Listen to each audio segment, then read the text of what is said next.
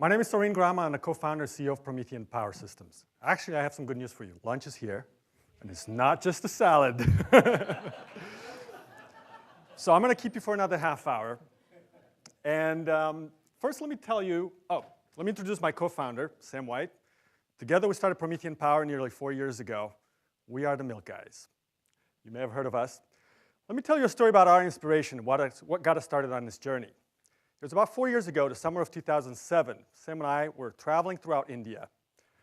We were part of a team that had just won $10,000 in the MIT business plan competition with the technology. It was a solar thermal technology that was producing electricity for villages, clinics, and so on.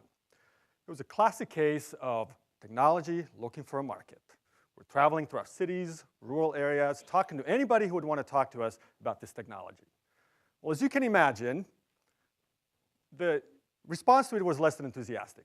We didn't really get a lot of people interested in it. Fortunately, Sam did make a call that changed our professional careers at that time. We're in Bangalore on a Saturday morning with nothing to do. Sam cold called the managing director of Bangalore Dairy. Within 2 hours, we had a meeting with him and 14 of his engineers sitting around a conference room to tell us about the problems they're experiencing with collecting good quality milk in India. That was the first time we learned about that. And for those of you that are from India here, you probably know what I'm talking about, but I want to show you a short video to explain how milk is collected in India. Unlike here in the United States, where you have one dairy farmer with 500 cows, in India, you have 500 dairy farmers with one cow. If you're a dairy processor, you have to go collect milk from hundreds of thousands of farmers. And here's how it goes. The farmers milk the cows twice a day, once in the morning and once in the evening.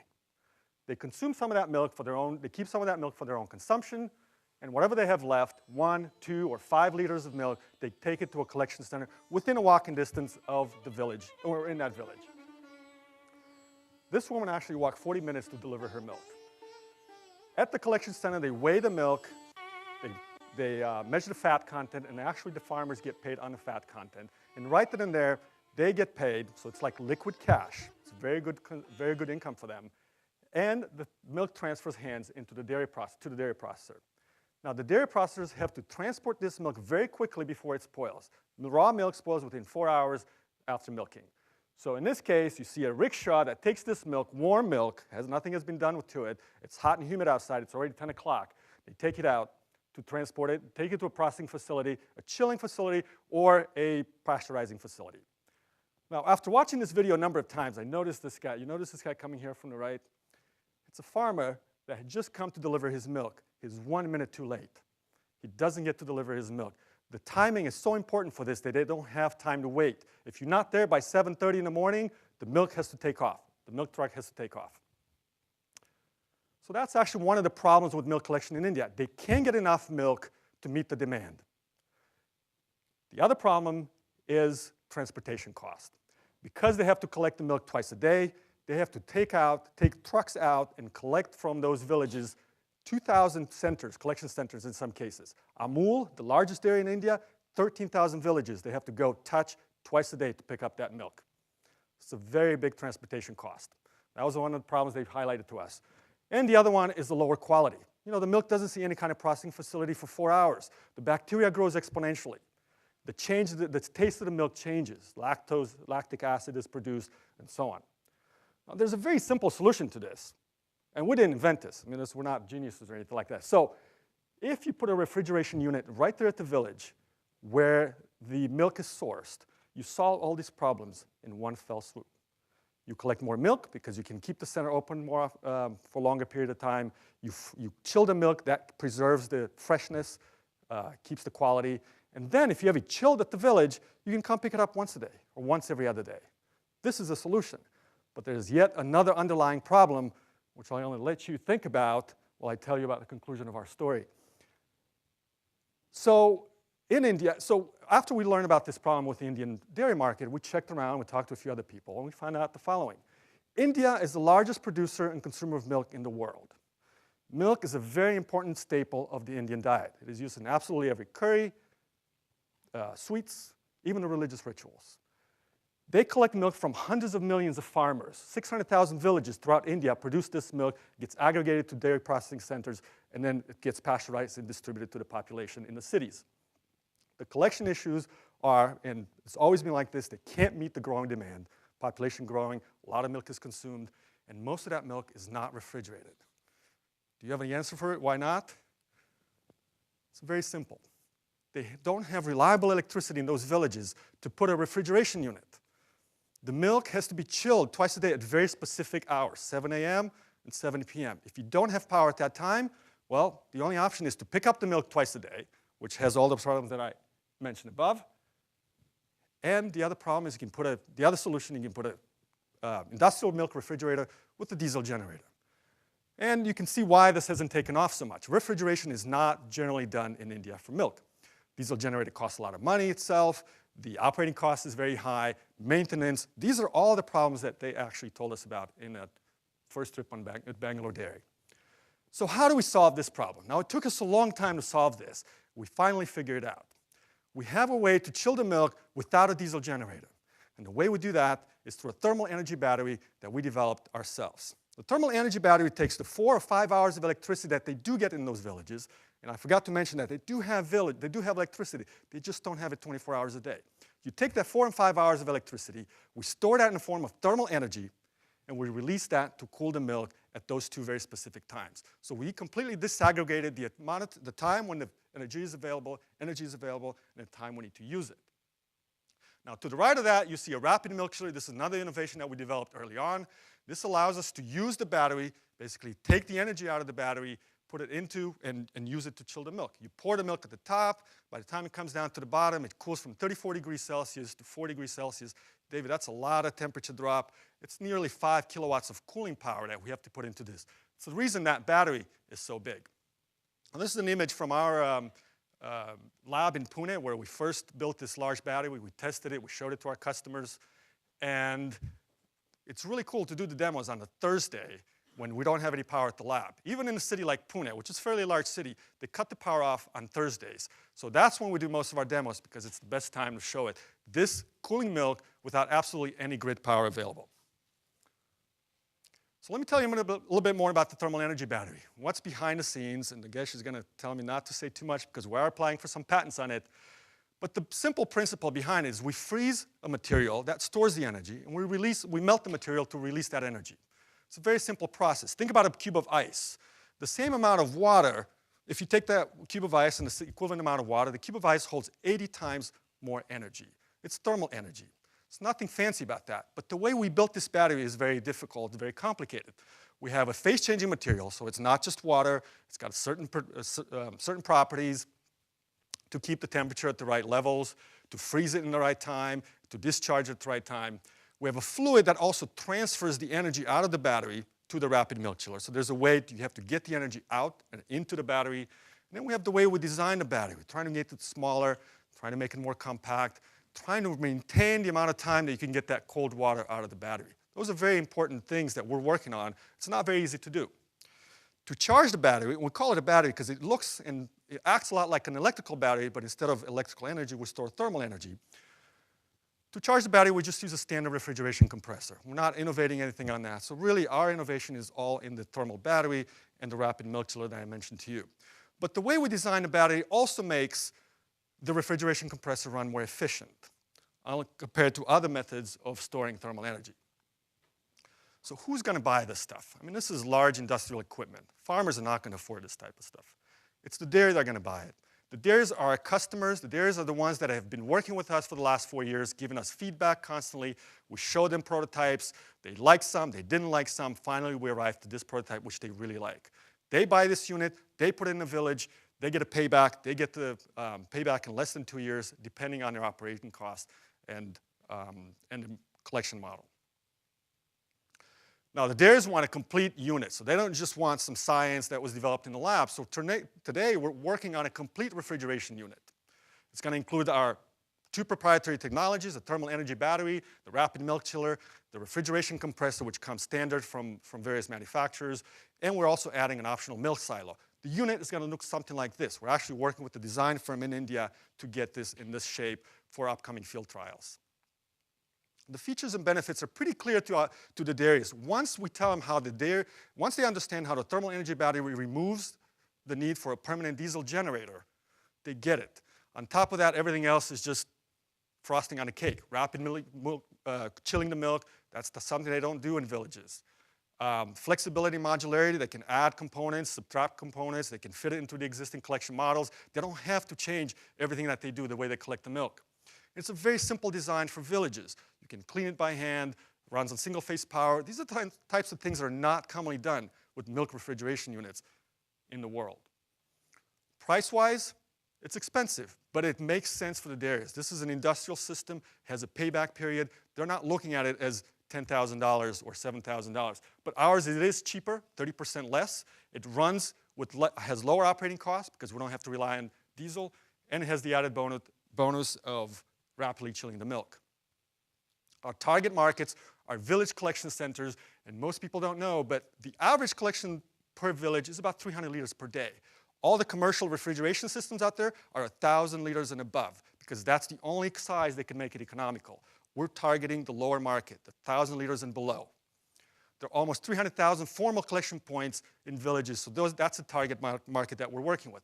Cooperative dairies, private dairies, self-help groups. Milk is liquid cash, remember that. And a lot of small dairy farms which are starting to grow. And dairy farms in India means 10, 20 cattle, nothing like the operations we see here in US or Europe. We're raising a round of funding right now. With that, we plan to be profitable by 2013. We have a 30-strong team in 2 locations, Boston and Pune, mostly in Pune, where our other office is. We plan to expand to other locations. We get a lot of inquiries from other Southeast Asian countries, and our revenue would be $24 million by 2015 with a mix of dairy products and other markets. If we're successful in meeting our business goals, the social impact falls out of that. It's not just the dairy that benefits from it. If you look at it, the entire ecosystem benefits.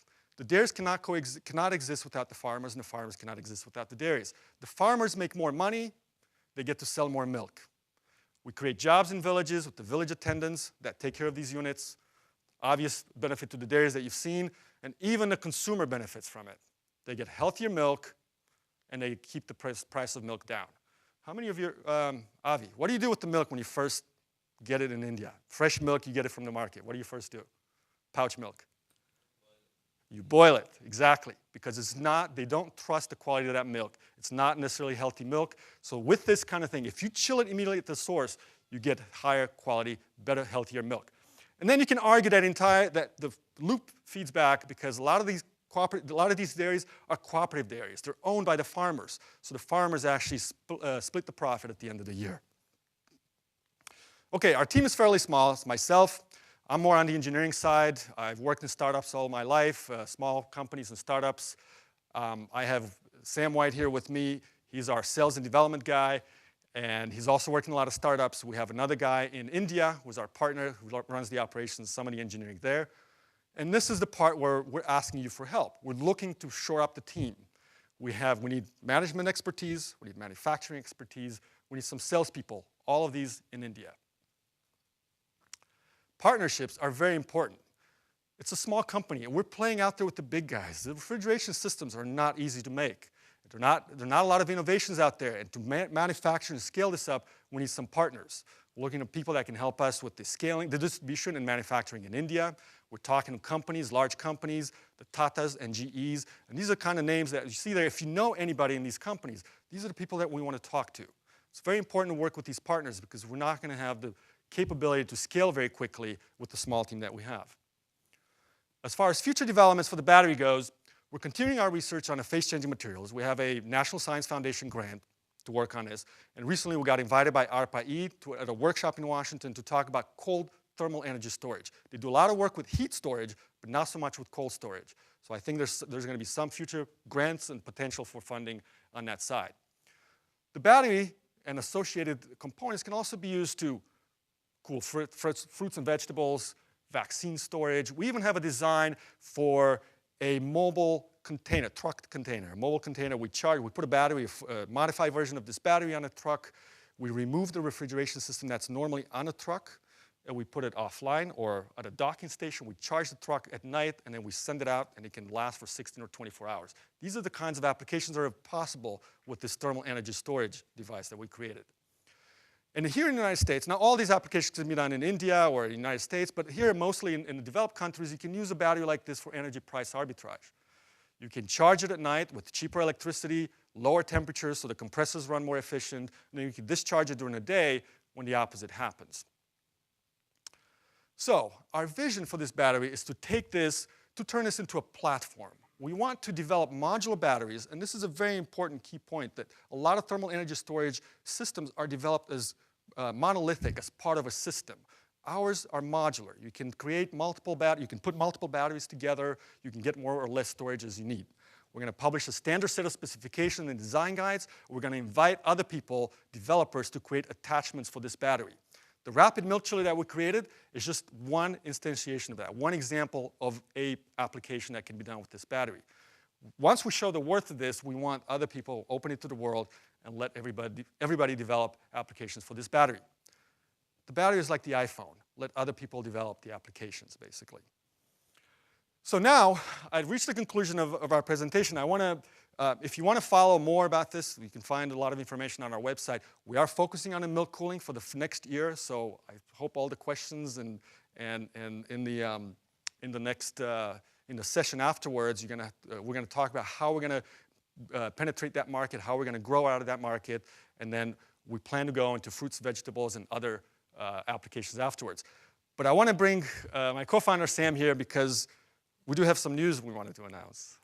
So I would personally like to thank the organizers of Launch for already making a material difference to Promethean Power, because I've been working on this one dairy for months now to try to close a deal.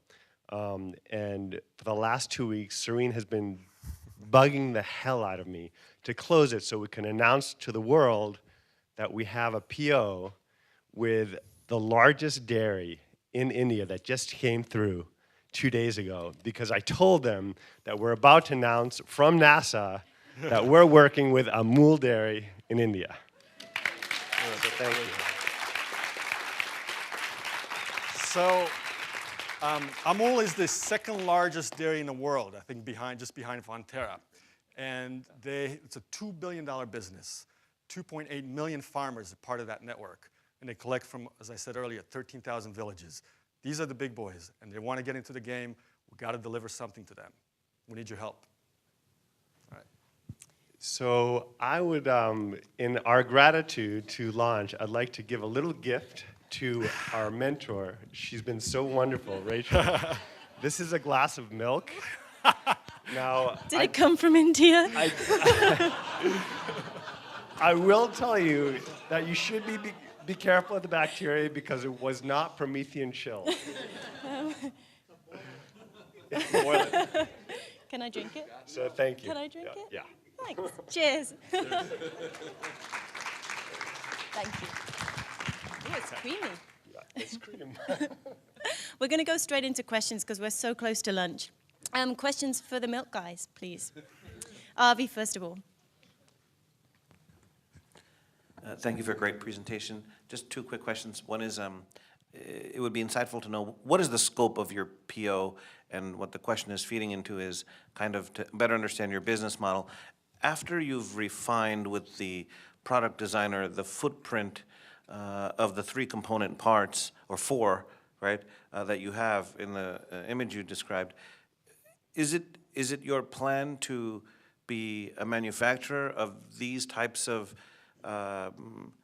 chilling devices or chilling systems, or are you looking to just optimize the perfect 1 or 2 or 3 ways of doing it and then licensing out to other partners whereby they can kind of lever your design? So I'll handle the first part and you can handle the second. The scope of the PO is 1 trial unit for $8,000.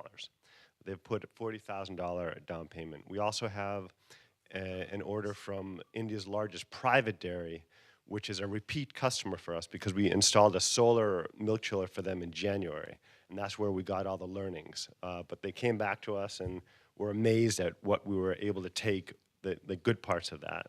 And we have a third dairy, Chitale, which is local in Maharashtra. They're all for $8,000. So these are all trial units, as we said. The dairies want to see it to believe it.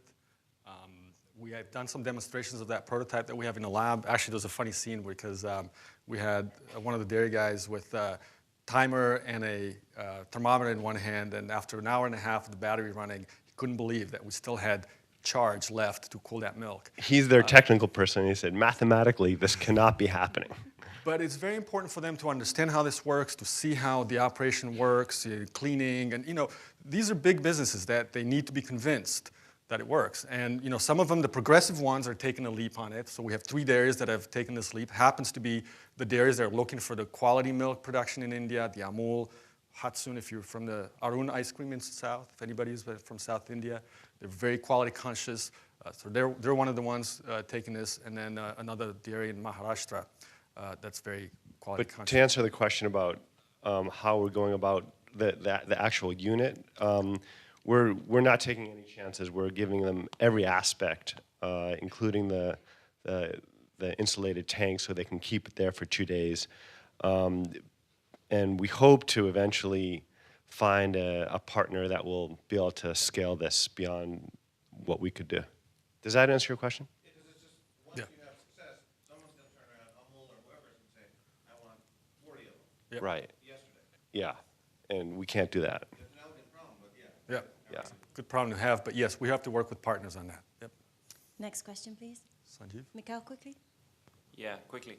So you mentioned that this was more of a technology that was looking for a home when you introduced this.